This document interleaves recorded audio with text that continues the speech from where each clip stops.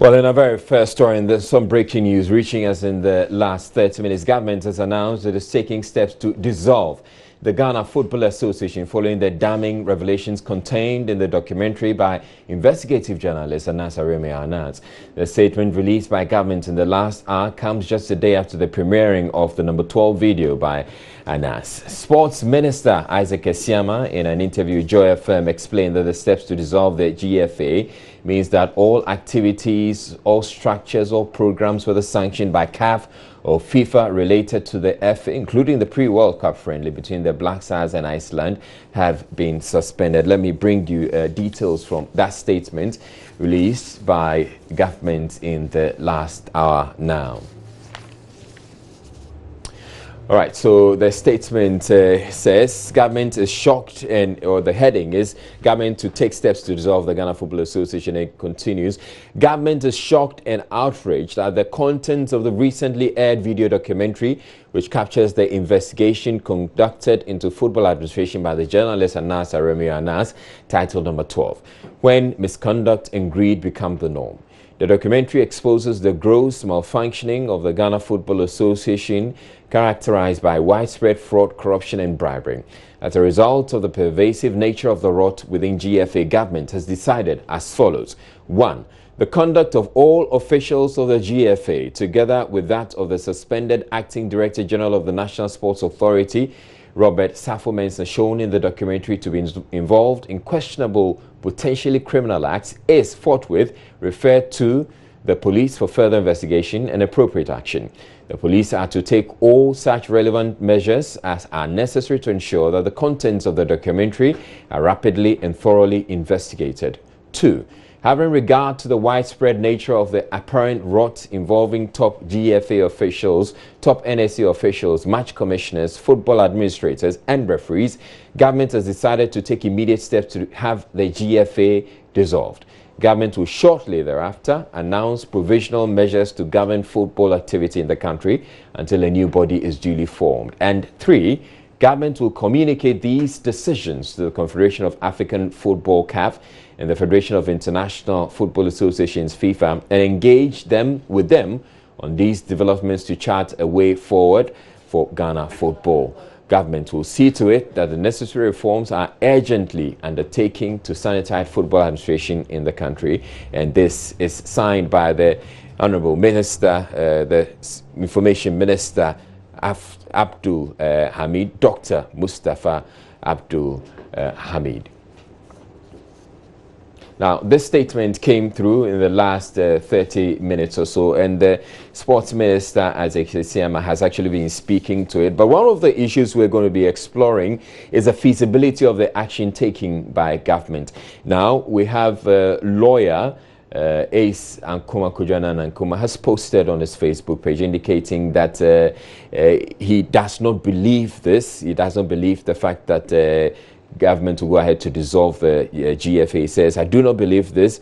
There's no way the president will do this. The president has no power to dissolve a private company limited by guarantee. If true, this one won't have to wait for FIFA. Our own courts will strike it down. And he goes on to state the law as it is there, and he provides some explanations to the reasons why he thinks that the government can't do that. He says the closest we can get to it is either the Attorney General or Registrar General petitions the High Court to liquidate the GFA as a company.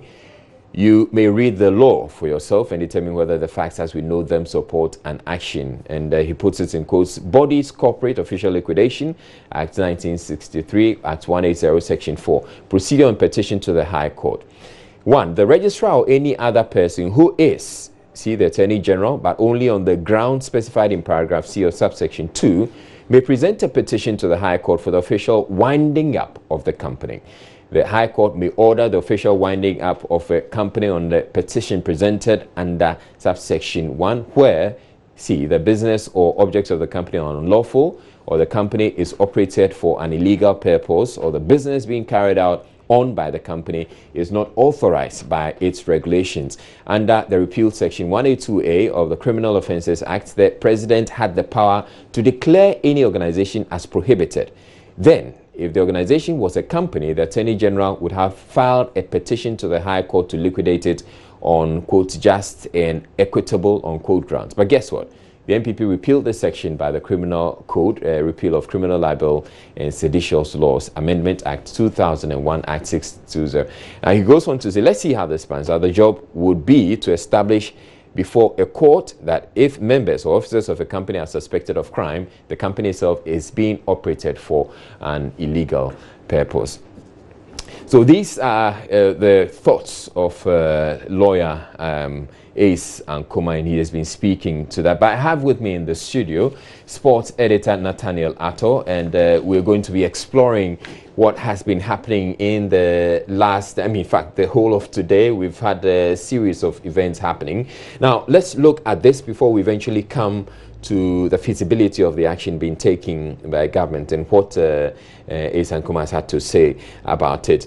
Now, what do you make of this statement by government? All right. So a few minutes ago, I was on radio on Joy 99.7 FM on Newsnight, and the anchor, Evans Mensah, posed the question and was asking about the game that we're expecting to be played between the Black Stars of Ghana and Iceland in an international friendly. And he said clearly that all activities are suspended.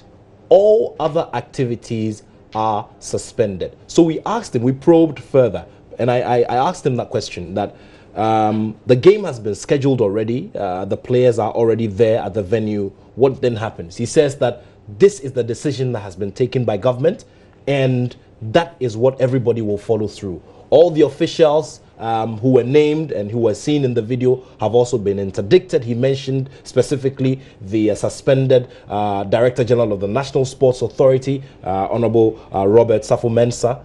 Also, all of the other officials of the NSA, Mr. Joshua Mensah, Frederica Mensah Davis, and the others. All of them have been interdicted as well. So it is clear.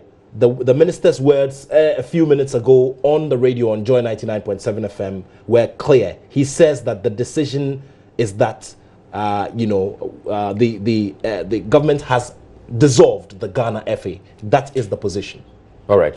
Now, we're also aware that regarding the game with Iceland, so we have been doing our checks to find out whether indeed this game is going to go on or not, following what the minister had to say. So we've gone to Live Score, and Live Score is indicating that the game is still on. It's supposed to start. It is yet to start. It's yet to start. When you see that, it means that it is yet to start. When you see question marks there, then it means it's yet to start. Now, if you see there's a green dot that is beeping that has 7, which means the game is on, and it's 7 minutes old. England versus Costa Rica, and you'd realize it's a goalless scoreline. All right. Now, we would also go to the Twitter page of the Ghana Football Association, because I understand they have actually posted the starting lineup, so that as far as they are concerned, this match, they are ready for this match.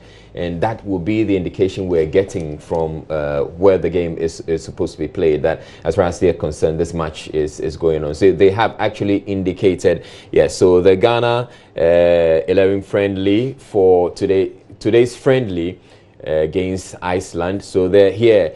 They have it. Ghana starting lineup for today's international friendly against Iceland. And if you go through, they have indicated the Black Stars coach Resiapi has named a starting lineup for Thursday's international friendly against Iceland at in Rajevac, and goes on. The game will kick off at 8 p.m. We began a second friendly match in the summer break after beating Japan 2-0 last Thursday in Yokohama. We're hoping that we can get additional information regarding this particular game and get to know, and we can brief you before we get out of here whether indeed the game will go ahead and it will start. But not, let's come back into this. Before you go ahead, Israel, it's instructive to know that post was put there 4 hours ago. All right. Now, from what the minister is telling us, the information will now be communicated to all the interested party.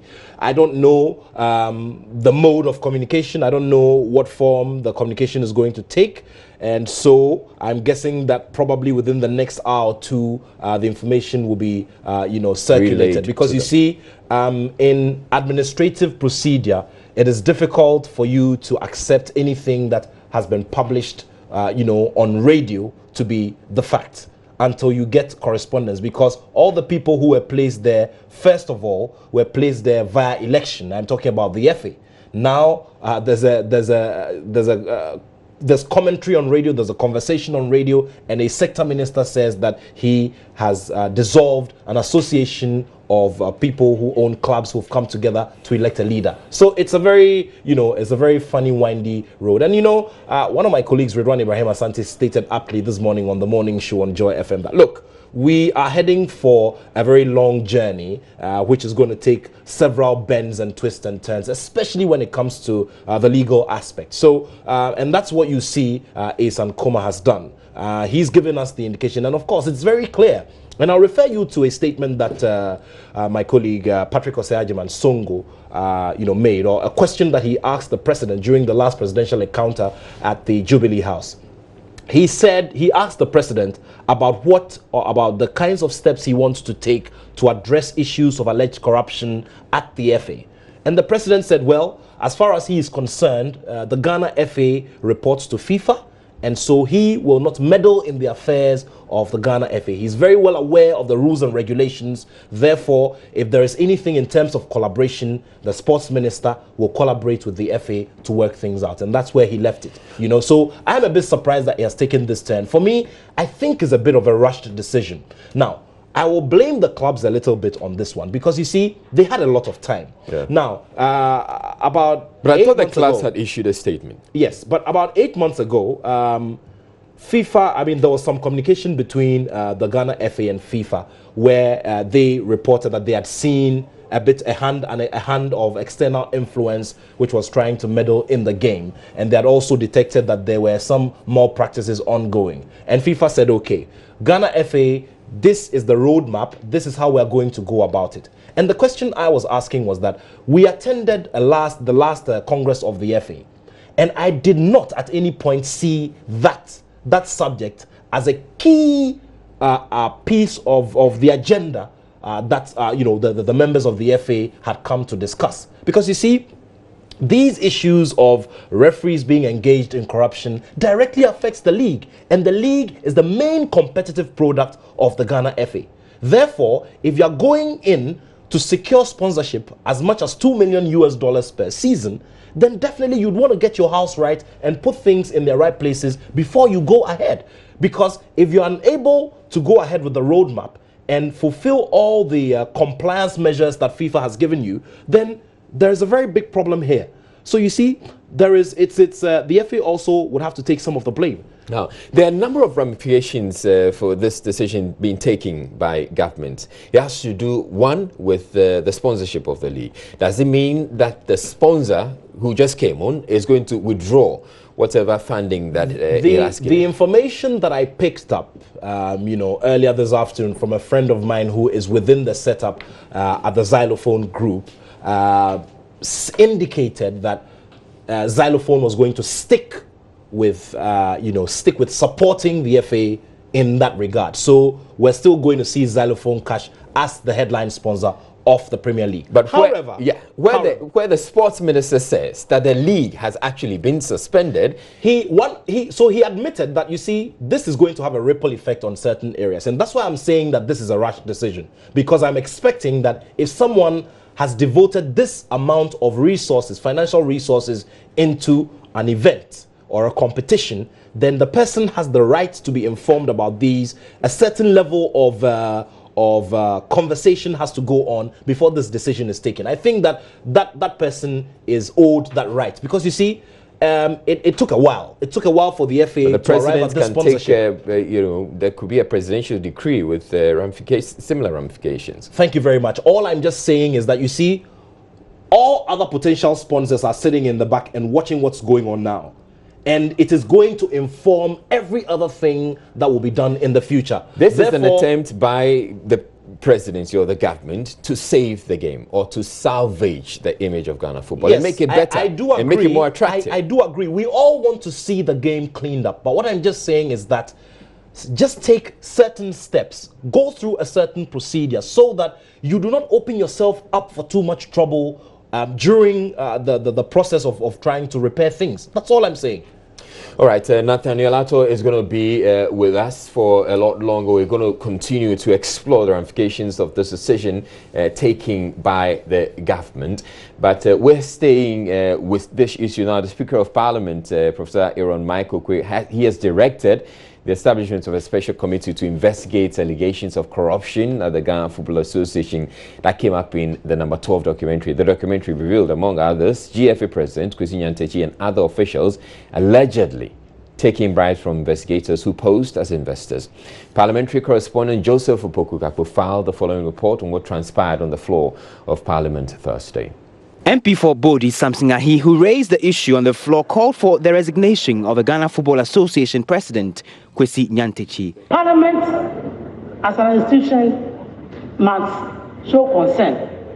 And for that matter, Mr. Speaker, I want to suggest that you allow a committee responsible for youth and sports to conduct independent inquiry into those allegations, and also to call on the GFA president to step aside. Minority Chief Whip Muntaka Mubarak backed the call for investigations.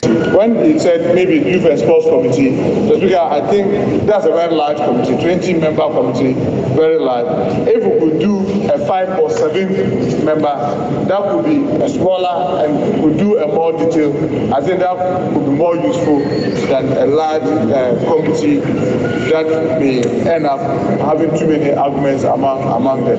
So, Mr. Speaker, with this comment, I want to support the call by my colleague. Adansi Asokwa MP KT Hammond said the refusal of the GFA boss to resign is affecting the image of the country. I think that a call must come out of or go out of this August House today, that the person at the top of this administration should step down and allow those other people to run the institution to the extent that it gives opportunity for those who are investigating the matter to do it without the risk of interference from any other source. The Speaker, the House must send out a voice, a very strong voice. Ghana is a beneficiary, and to this extent, the Speaker has the reputation of this country has been brought into very, very, very serious disrepute. Majority Leader Osei Chairman Sabonsu, however, disagreed with the establishment of the committee, insisting the GFA is a private entity. The matter that has been raised by my colleague, he goes on to say that we should have the committee on youth and sports investigate. I have a little challenge with that. I have a little problem with that. Because if we agree that it is a private body, it will really represent a serious encroachment on their turf if Parliament should railroad ourselves through the arena of GFA. So we should be a bit circumspect in that regard. But I agree that there should be some moral persuasion that maybe it should stay. But the Speaker of Parliament, Professor Mike Okwe, ruled the House has the right to investigate the issue. Parliament has the power to make laws to regulate professional trade and business organizations. That is a very, very strong authority. For that matter, we are entitled to look into that matter and come to some conclusion one way or the other. And that is what our special committees, of course, must be able to do. We look at one other issue. We are in an era where we all agree we are fighting corruption. And Parliament should be the authority that is most interested in view of it being a representative body of the entire people of Ghana. And for that matter, since no person, body or institution can assume an immunity from parliamentary investigation, I'll ask that we form a special committee. Right now, we'll quickly look at the matter, both sides of the House. Then we'll be able to know what recommendations we should make. Joseph Opoku-Gakpo's report for Joy News.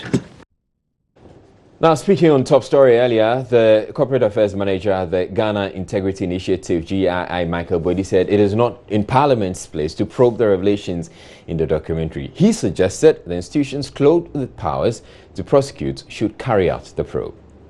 I'm not too sure it's the way for us to go. I mean, this borders on criminality. I mean, corruption since in the Criminal Offences Act 1960, the Act 29, makes corruption a misdemeanor, and therefore I am not too sure to what end Parliament's investigation would go. If Parliament finds a prima facie case against the persons involved, how are they going to prosecute? Because they don't have prosecutorial power. Are they now going to report to the police, or they call the AG to do the prosecution? I believe that Parliament should leave it for the competent authorities, the authorities clothed with the power of investigation.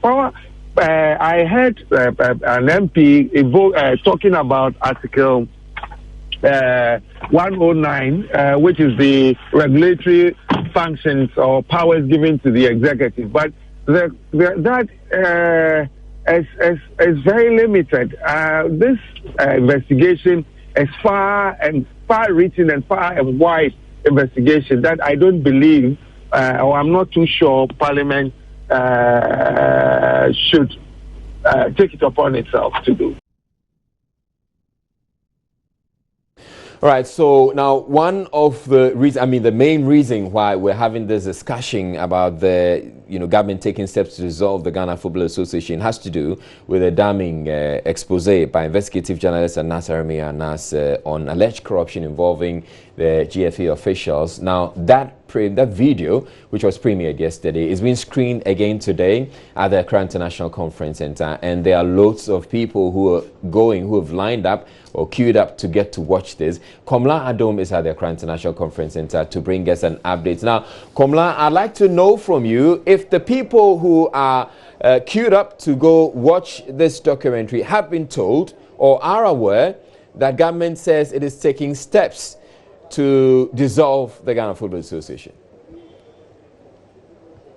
Well, Israel, I can tell you that some of the people I have been speaking to, interacting with over here, already know. I mean, they've been listening to us, they've been watching us, they know for now that there's been a decision from government to dissolve the Ghana Football Association, Israel. So I will just quickly speak to one of them to give us what their immediate reaction is. Delali joins me. Thank you, Delali. This decision has come from government.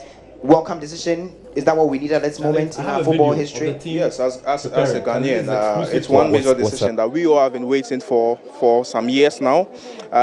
Although the timing might really affect activities in the league and other activities, I believe that it's a major reform that will hit our football front, and it's something that we all need. What about the consequences? We know countries like Nigeria, for example, had to endure a ban, for example, for some of these decisions that were taken during their football administration processes. Ghana is likely to face consequences like that. Does it not matter, or does it not bother you as a football fan, the potential of not appearing at international tournaments, for example? Yes, so let's ask ourselves, where is Nigeria now? After such setback, they are now thriving. I believe that there are certain progressions that have to happen, but will emerge out of certain setbacks. With this expose and all those kind of things, it's going to really affect investor confidence and all those things. But I believe moving in the future is something that's really going to help our league and all that. They are talking about match fixing, bribing to get players into our national squad. I believe moving forward, all these things are going to be watched with an eagle eye. Okay. And we are going to have quality players on our fields to represent us outside country and then on our continent. Thank you very much, Delali. So Israel, you heard the Delali. Let me speak to one more football person. Government decision to dissolve the Ghana Football Association. Some of the executives of the association who have been, fingered or cited in this video have been directed to be interdicted by the police. Good news. I think it's in order. Okay. And it's really going to help us grow in football. And from what Songo was saying, from what all the journalists were saying, I think taking the right direction was the best for us to do. Yeah. damning the consequences on the international front? Sure, of course. The international front can't come and direct us how to go about football because they don't give us money to pay them. We use our own tax money, pay us money to pay them. So the government has the right to take any decision they so fit, deem fit for us. But some people will argue that the Ghana Football Association is an autonomous body, and then they do not have to be interfered with. The activities of the association does not have to be interfered with by governmental agencies. But clearly, this decision by government appears to be gearing towards that angle. Yeah, it's very good because like I'm yet to watch my video though, but like from what I watched yesterday, the exercise I watched, the JFA president didn't even think of Ghana football because when the people approached him for like investment into the Premier League, of course you're supposed to even talk about the Premier League. You didn't have to talk about government projects. At least get the money to the Premier League. They later convinced them to invest into the country. But like you didn't even think of that. Like you took money that even wasn't for football. They gave the money for shopping, of course. Which of course, to me, Nanteji didn't really do well. Okay, now talking about government. The Ghana Premier League now, is at stake. Is going to be halted, and all these sponsorship deals recently acquired sponsorship deal from Men's Gold. I feel very, very, very, very, very unfortunate for Men's Gold. They come into the system at this time of the day. You understand? But for me, it will help them also to safeguard their money. At least the later they've invested into, they can safeguard the rest left. When a very good decision body has been put together, then they can put back into their investment. It will really help. Thank you very much. So Israel, you had the two football fans here at the Accra International Conference Center. They've been expressing their reaction to that announcement by government to dissolve the Ghana Football Association and also order the interdiction of some of the officials of the association who have been cited in the investigative piece by Anas Arimea Anas. And you can see from my left, scores of people are still queuing up in anticipation to watch the 8 p.m. premiere showing of the investigative film. And right here in the premises of the Accra International Conference Center, over 500 people, I can say, Israel, are here readying themselves to get in there and go and watch the video for themselves. Very much, Komla Adom bringing us that update from the Accra International Conference Center. We're still staying with the issue which has to do with government's announcement that it is taking steps to dissolve the Ghana Football Association following the damning expose by investigative journalist Anas Arimea Anas. Now, we have heard, or we have been told, or we are aware that the sports minister, he says, by the statement which has been issued by government, all structures, activities, all programs, whether sanctioned by CAF or FIFA, related to the Ghana Football Association, including the pre-World Cup friendly between the Black Stars and Iceland, have been suspended. Now, we're getting information from Raivat, where the match is supposed to be taking place, that there is a warm-up. So it is the case that we're likely to see this game between Black Stars and Iceland go ahead. We will bring you, we've had footage of coming through to us of the Black Stars warming up. Now, back here on the local, from the Kotoko supporters, they want a neutral body to be appointed to supervise football in the interim rather than halting the league. This in response to calls for the ongoing Xylophone Premier League to be stopped temporarily after the Anas expose. Regional Circles Chairman for Kotoko, Obeng Setre, tells Love News a neutral body should rather be constituted to supervise football. We should also come out and say, as so and so people going forward, we can deal with them. Let's get an independent body which the government trusts. We should hand over everything to them for them to look or to organize the football for the time being.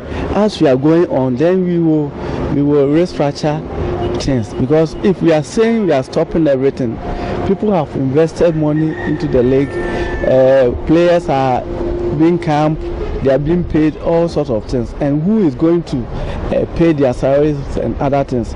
We should also look at the cost involved, what people are, the things, the cost that they are incurring. We should all look at all those things and then look at independent body, people we can have a little trust. Now you can't even trust anybody. If you want government to do it, it means that FIFA is going to ban Ghana for some time, because government cannot interfere in such football matters. That is why I'm saying we have a lot of organs under the FA. We can use one of the organs to sanitize the system. Because now that we are saying people doesn't come to the stadium, Why are they not coming? These are some of the things people are not coming. Now, if they know the judgment or the scoreline is being handled by the decisions of referees, then obviously people will just shine away, they will not come. Okay. So what we are saying is, those people now that we've known that they are doing all these corrupt practices, we should allow them to step aside and get new people to come and handle our football. Meanwhile, supporters of Kumasi Asante Kotoko say they deserve to be compensated for a dubious penalty against the club in the 2017 league match with Accra Hearts of Oak. It follows revelations in Anas's number 12 expose premiered Wednesday. Asante Kotoko Circle's chairman of Bing Secretary says the video has vindicated their position. Referee Samuel Suka had been influenced ahead of the game. Nanea Jima has been speaking with some football stakeholders in Kumasi from where he filed this report. Being the first match between the two rival clubs in the 2016-2017 football season, fans and football administrators of both clubs were expectant of good results. Inform Asante Kotoko, who were first on the league table with 17 points, stood favourites against Hearts of Oak, 11th with 9 points. A win could boost Kotoko's fortune, but the Phobians hope to appease their fuming fans with a victory at the Accra Sports Stadium after a dreadful start to the season. However, decisions by referee Samuel Suka denied fans see a true reflection of efforts of their teams. A controversial penalty awarded Hearts at the time Kotoko led by a goal forced the match into a drawn game. Asante Kotoko Circle's chairman, Obin Seche, has been recounting how supporters reacted to the results. For now, we can't be compensated. If it were to be the Western world, like that decision could be withdrawn. But for Ghana, you know how our law systems are. What we have seen is we have to look at going forward. What are the steps that we have to take? The video has vindicated all the supporters that what we were crying for, what we were saying, Suka did something, and now it has shown that he really collected something from people. Yeah, at the end of the game, we talk a lot. The supporters, I did my part, other supporters groups too did their part, and lo and behold, we have been vindicated by this video that what we were calling for has come to pass. Meanwhile, former football administrator and politician Efifa Yamwaponko indicates the referee bribery has for years been the bane of Ghana football. He shares experience on how proceeds from football transfers had been underdeclared in his years as an administrative team member of Asante Kotoko. This is nothing new. It's been going on. You understand what I'm saying? Let me state here categorically. During my time in Kotoko, there was this deal involving the transfer of a player called Robert Boatin, where those who undertook that particular exercise underdeclared the amount that Kotoko was supposed to get as a result of the transfer of the same player. I think I was highly vocal in this particular matter because I couldn't understand the reason why those administrators at the helm of affairs at that time could underdeclare the amount that was supposed to come to Asante Kotoko as a club. So some of these things, and subsequently the government instituted this probe into the whole thing. You remember Badegbe Commission of Inquiry into football matters, transfers, you know, and other things. But nothing happened. Nanaya Ojima reporting. All right, so in reaction to this particular report that's coming from Kumasi Asante Kotoko on the particular match that was featured in the Anas expose, a statement has been released by Accra Hearts of Oak because they were the ones who were actually supposedly indicted in this particular one. So they put out this press release, which you can see on your screens right now. Nathan Lelato is going to take us through this statement from Accra Hearts of Oak. Nat. Well, it has the heading, Heart Statement on the Release of the number 12 documentary. Like many Ghanaians, we watched with interest the investigative documentary number 12 by Anas, Arimaya Anas, and Tiger IPI and offer the following comments. 1. We believe that anything legal and ethical that uncovers the truth, that creates transparency and makes people accountable is good for football in Ghana.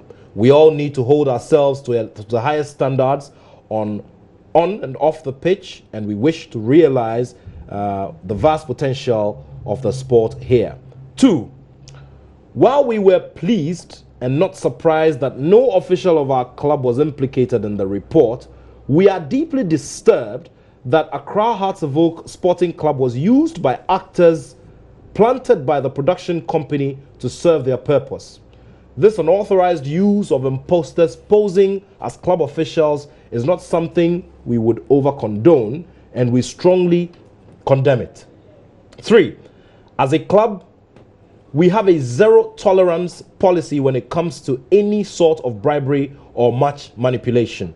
This policy is covered in our club's code of ethics, in employment agreements and contracts signed by our coaches and players.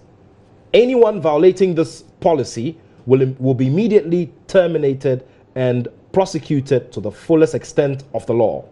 4, we also strongly believe that in due process, we hope that those who have been accused have the opportunity to defend themselves without prejudice. That said, we also call upon those who know and have done any wrong to look in the mirror and do the right thing by immediately resigning from their positions. 5, finally, we call on all those who truly care about football in Ghana to use this moment to bond together and create a better future for the game in this country. There are so many honest, hardworking, and dedicated servants of Ghana football who don't deserve to be painted in this dirty brush. We also look forward to joining with them and doing our part to restore confidence and joy in the beautiful game in this beautiful country. Signed, Mark Noonan, Chief Executive Officer, Accra Hearts of Oak. All right, thank you very much, Nathaniel Ato. And the statement you'd say is quite apt, because essentially the point they're making is that there's no way you can pin this on them. The fact that somebody, essentially an imposter, has used Accra Hearts of Oak, and they suggest that it's unauthorized use of Accra Hearts of Oak. You can't say that the Accra Hearts of Oak actually condone this, and they go ahead to say that they do not condone this kind of activity. So it will be unjustifiable for anybody to say that if this thing happened or whatever happened has anything to do with Accra Hearts of Oak. Well, clearly there is a certain, I mean, when you're looking at branding and marketing, clearly there is a certain level of damage that will be done to the image of the club, because whether you like it or not, the referees confirm that they have been in this business for long, the business of taking what they describe in the documentary as TNT or transportation.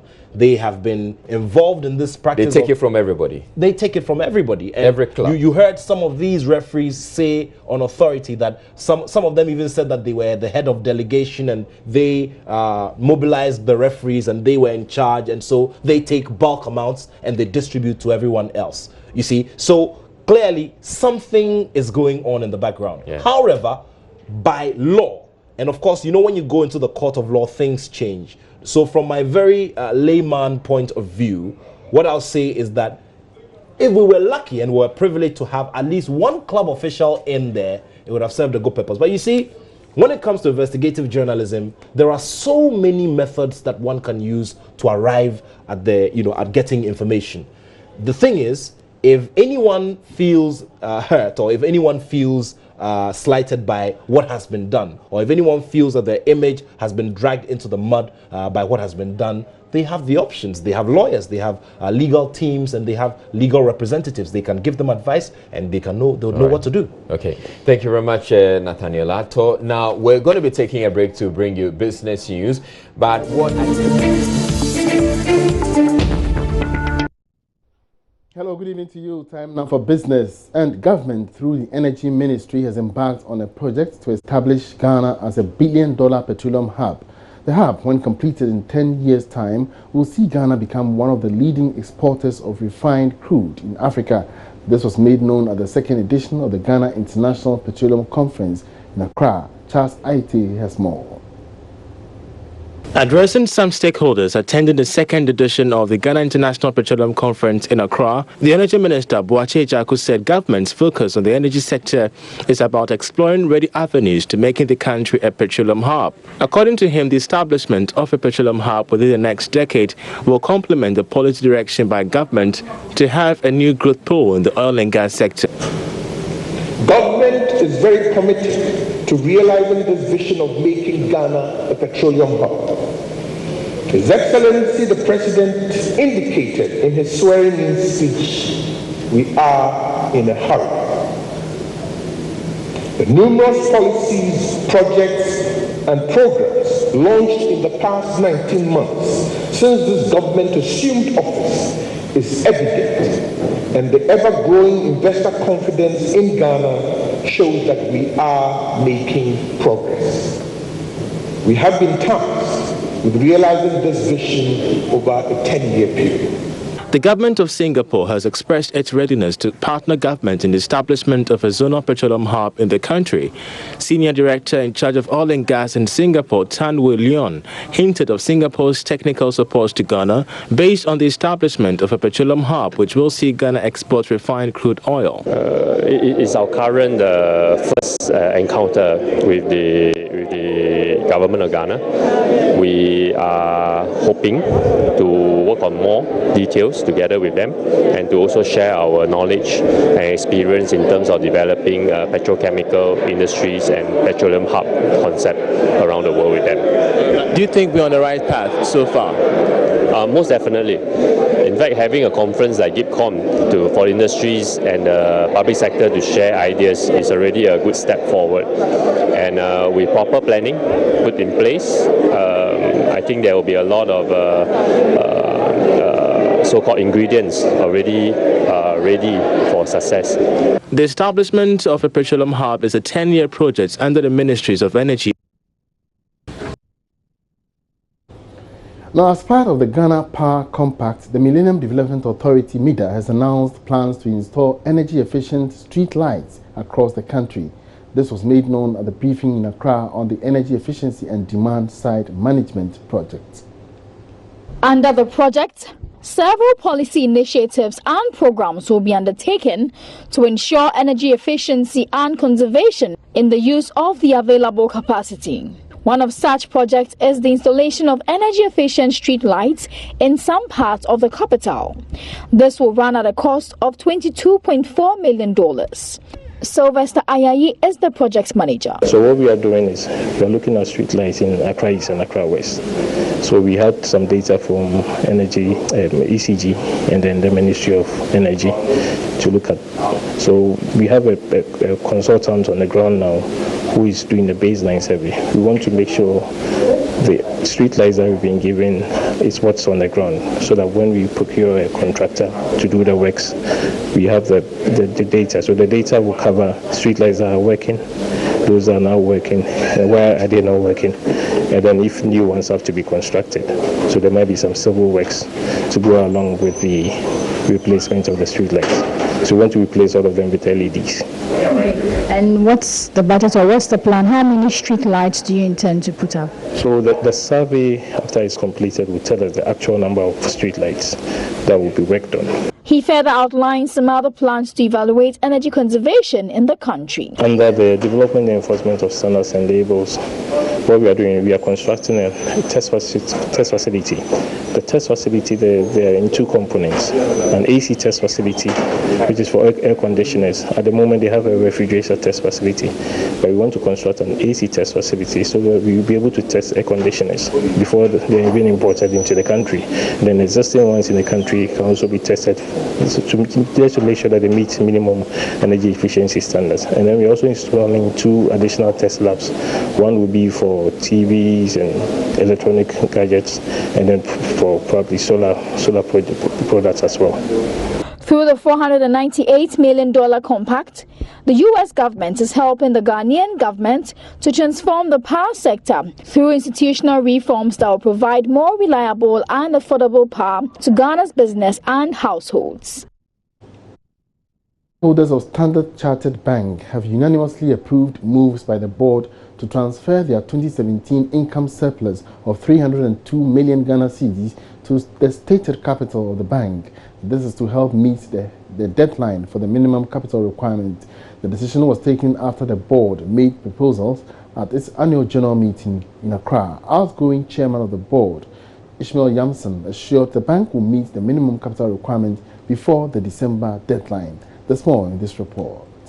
Every shareholder with 6 existing shares will be given an additional share, even though they won't attract dividend for the 2017 financial year. This follows the decision by the bank to forfeit payment of dividends for the year due to moves to recapitalize. The shareholders have approved that the bank move its 2017 surplus earnings to a stated capital with immediate effect. Here is the outgoing chairman of the board of Standard Chartered Bank, Ishmael Yamson. The deadline for compliance as 31st December 2018. In order for your bank to meet this requirement, the directors hereby propose that the company transfers the sum of 302 million cedis from income surplus to stated capital. I hereby move that the sum of 302 million cedis be approved to be transferred from income surplus to stated capital to enable your bank to comply with Bank of Ghana's minimum capital requirement. Will somebody please rise and second this motion? Mr. Yamson explains to Joy Business why he decided to move on from the bank. The time comes to go, you should go, because everything that has a beginning has an end. But I'm very proud that I'm living behind a bank which is strong, which is robust, which has high level of integrity, performing outstandingly. The people of the bank are excited, they really are passionate about what they are doing, and I'm very happy that I'm going at this time. And I'm also happy because the future of the bank looks great. The bank increased its capital adequacy ratio from 21% to 26%. There was also an increase in share price by 27%, as well as operating income by 9% and a profit before tax of 22%. The Association of Oil Marketing Companies has renewed calls against illicit sale of fuel in the country. The association has always contended that their profits for members continue to drop and that they find it difficult repaying debts to banks. According to the chief executive of the association, Kwekwa Jimandua, the situation hasn't gotten any better. I think you should not limit to smuggling, say oil's illegal fuel sales. I mean, looking at fuel which has not gone through the right regime, and that's what we call illegal fuel. So smuggling is just a microcosm of that one. But I think the bigger picture is the illegal fuel sales. It has not gone down. We recognize the efforts that National Petroleum Authority is making, but we still are suffering. In fact, I told I came this afternoon. I was at a program and with my people, and still talking about illegal fuel. So what more can be done? What can be done in this regard? It's a concerted effort. I mean, we have said it time, even if we found out that it's our own people who are doing it, would you mind being prosecuted? For you by way of business. Thanks for watching. For more business news, log on to myjoyonline.com/business. There's more news ahead. Don't go away. Now, in other news, the trial of former Cocoa Board CEO Dr. Sivingapuni is to resume on June 11, following a landmark decision setting aside portions of an age-long law denying accused persons access to some documents. Another case that is expected to come to life after a 3-month break is that involving former NCA top officials standing trial for causing financial loss to the state. That case was also put on hold pending the determination by the Supreme Court on the disagreement between lawyers in the Cocoa Board CEO's case on which documents are to be made available to all parties. The Supreme Court, in its ruling on Thursday, ordered the Attorney General Gloria Kufu to hand over all documents she intends to use once it will not be against the public interest. There is more in the following report. Lawyers involved in this case, those representing the Republic and those representing the accused persons, had agreed that some form of disclosure should be undertaken, but the point of contention was the extent of that disclosure. While the Attorney General had argued that it should be limited to relevant documents she intends to use in court, the defense lawyers had argued that it could be possible that there are documents that the AG does not intend to use, but it could help their case. The court took note of this agreement and disagreement by both sides, but proceeded to state that it was important that all documents be made available, yet the interest of the state must also be protected. So it placed some restrictions. Now the restrictions has to do with issues of relevance to the case and issues of the interest of the nation and public for that matter. Justice Ofaya Adenyera, reading the 7-member panel's unanimous decision, held that in moments when the AG wants to hold on to such documents, that should be reviewed by the trial judge hearing the case, or a referral to the Supreme Court for determination on whether the specific document in contention should be made available or not. For Deputy Attorney General Godfred Yeboadame, who led the state's legal team on the day this decision was read, he said the AG was satisfied and was ready to comply with that directive as expected of them. The court also indicated that disclosures, when given, could also facilitate the trial of matters. I think from the perspective of the Attorney General, our only concern would be, of course, costs, because much of the prosecution is done by policemen all over the country. The policemen in Hamile, in Elembele, Lubu, and what have you, will all be bound by this ruling. So the question is whether then they will have the resources to file the necessary documents and all. But of course, the court indicated that the documents are filed at the registry of the court. And I think that essentially, generally, the orders are satisfactory, particularly the limitations placed by the court, limitations relating to relevance of documents, limitations relating to public safety, limitations relating to the interests of the state and all. And indeed, the court indicated that is the discretion of the prosecution. For defense lawyer Godwin Edigi Tamaklo, this decision was very important, not just to his clients, but Ghana's legal system as a whole. We are very much satisfied with the decision of the Supreme Court today. As you are all aware, before the trial courts, we made the point at all material time that be it a summary trial, we were entitled to full disclosure. The court said the documents should be tendered, should be filed at the registry of the court, and not when the trial is going on, then you push the document through. The Supreme Court said no. File it at the registry. It should be served on the accused person or his counsel. But the legal of an adjournment, if a surprise comes, that should be sufficient. Absolutely, which is good for us, because you were there during the NCA trial. You saw situations where the accused persons were handed documents right there in court. This decision of the Supreme Court, as expected, has some implications for two high-profile cases that are currently on hold. The first being that involving the former top NC officials, with the second being that involving former Cocoa Board CEO Dr. Stephen Kwabno-Puni and businessman Seydou Agongo, who are both standing trial on various charges ranging from that of causing financial loss to the state. We expect dates to be fixed for the two cases as it will resume at the two high courts here in this particular matter. Reporting for Joy News on the Supreme Court, my name is Joseph Akable. The Director General of the Ghana Ports and Harbours Authority, Paul Asariansa, has handed over management of the authority to the Director of Tema Port. Edward Osei will from June 8 oversee affairs of the GPHA until a substantive Director General is appointed. Paul Asariansa, who has led the authority since December 2017, is said to have met the management team on Wednesday after receiving a letter from the presidency relieving him of his position. No reason was given for his termination, but the letter, signed by the Secretary to the President, Nana Asante Bedi Etuo, directed Paul Ansa to cease acting as Director General after Friday, June 8. The Executive Secretary of the Port Management Association of West and Central Africa, Michael Uguje, is expected to be appointed as GPHA boss.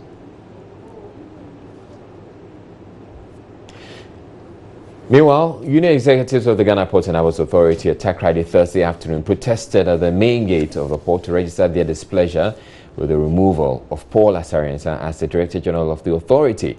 The union executives want the President, Nana Akufo-Addo, to reinstate Paul Asariansa as the Director General, else they will lay down their tools. Meanwhile, the management of the Takoradi Port has distanced itself from the demonstration by the union executive, stating that the demonstration was embarked upon by only the union executives. They indicated that the over 500 workers of the GPHA in Takoradi are at post working. Information also indicates that management has invited the union executives to a meeting to discuss their concerns. The Director General of the Ghana Ports and Harbours Authority, Paul Asariansa, was Wednesday relieved of his post by the President, and the reasons for his dismissal are unknown, but the executives expect some underhand dealings.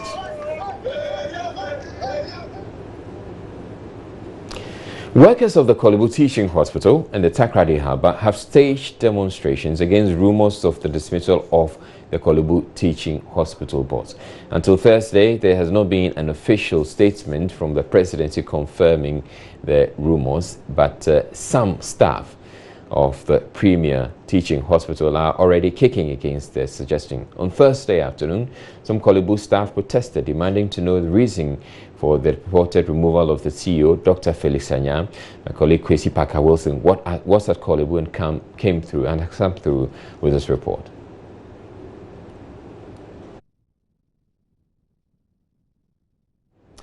Well, we would have to bring you that story in a bit. Now, the Kolebu Teaching Hospital is capable of doing much more than it is at the moment. That's the belief of the chief executive of the hospital, or the outgoing chief executive of the hospital, Dr. Felix Anya. According to him, several factors are hampering the elevation of the Kolebu Teaching Hospital as a center of excellence in healthcare in Ghana and the sub-region.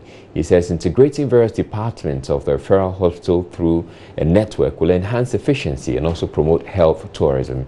He had been at post for 4 months when Joy News' Adelaide Arthur engaged him in September last year about his plans for the major health facility serving the southern part of the country.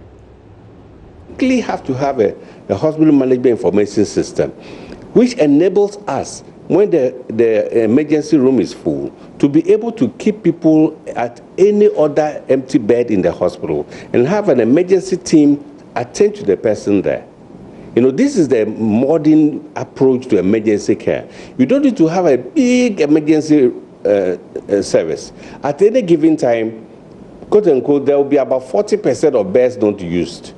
And why should people be sent away when we can have people go onto these beds and then they are used? We have had to fight for more than 21 years now, but then there's no policy that speaks into the law. So people are giving interpretations on what the law is saying. Several issues that need to be addressed for Kolebu to fund efficiently and collaboration its resources for an enhanced revenue and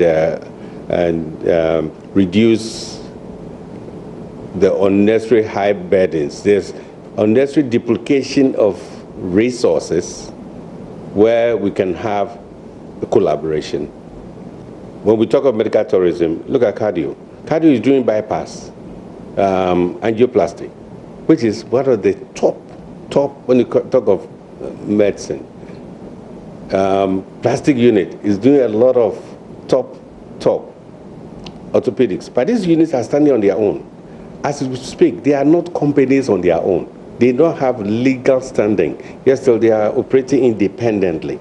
They cannot be able to go international. And so we quickly need to come together and redefine how we can, the resources from all these areas can be put together so that it's not about individuals, but about one Kolebu.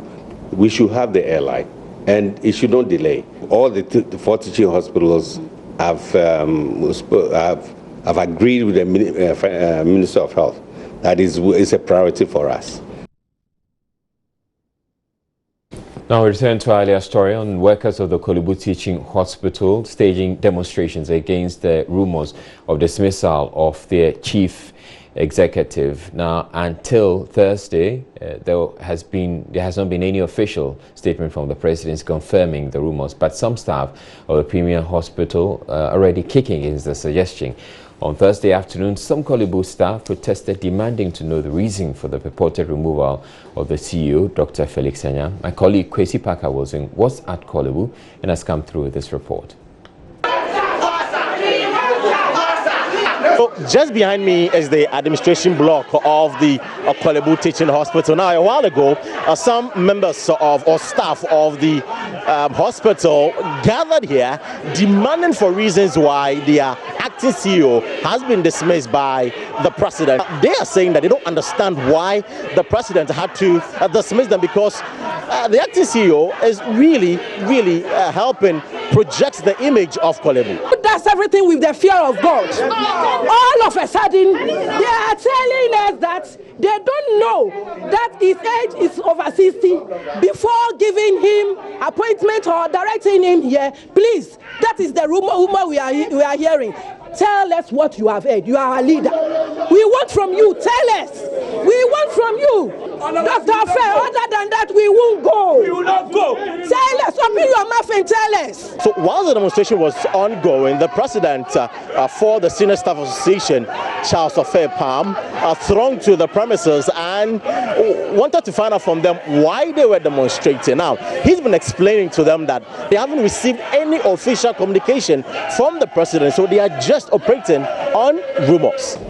I want to let you know that God has heard you. Amen. I want to let you know that the president has heard you. Amen. I want to let you know that Kolebu has heard you. Amen. Let us not forget the reason why we are in Kolebu. Yes. We are supposed to take care of the patients. Yeah.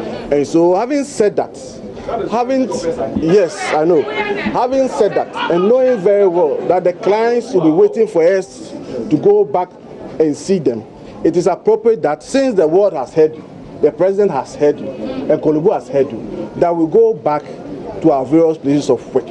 Now, like she rightly said, it is a rumor. Have you seen any letter? No. Have you seen any letter saying that? No. Yes. For your information, I'm revealing it here, that the Senior Staff Association, under which I head, has already written to the president of the country.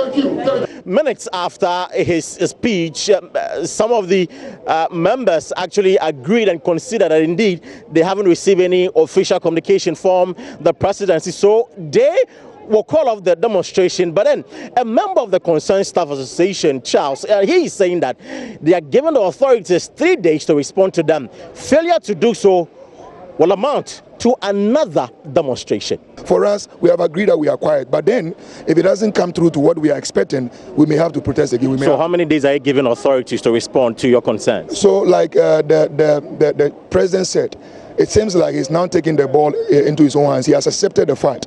We are all looking up to him. I may not be able to say we are expecting this, but then if I cannot even say 2 or 3 days, we are expecting that he should be able to do something in the next 3 days. If it doesn't do something in the next 3 days, we have to rise up again to be able to protest. For Joy News, I am Kwesi Parker Wilson, reporting from Kolebu Teaching Hospital.